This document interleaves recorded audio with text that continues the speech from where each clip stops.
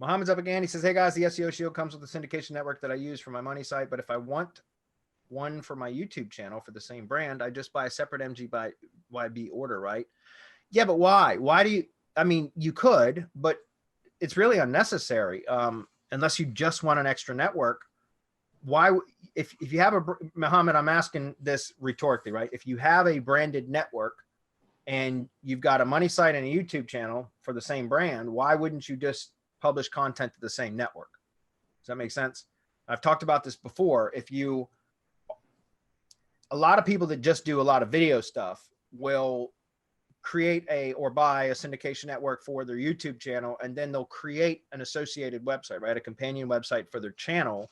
And a lot of times people would take their YouTube video, which is their primary content engine, right? YouTube, and, you know, whatever video they publish gets syndicated out across the network, but then they take that video and go publish it on the blog, the associated website, as a blog post.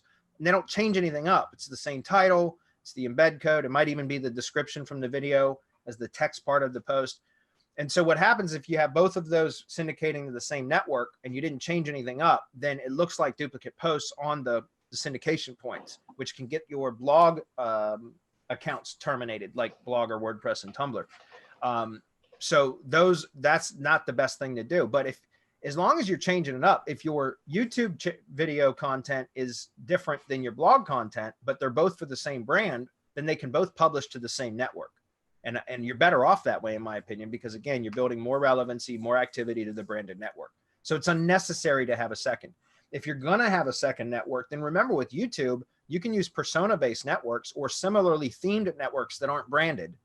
And you can stack as many of those on the YouTube channel as you want. There are no footprint issues with syndicating YouTube content. There's footprint issues with syndicating blog content, which, by the way, RSS Masher, that's one of the only times I'm ever going to suggest using two-tier networks is if you're using RSS Masher, then two-tier networks, there's no reason you shouldn't be using two-tier networks.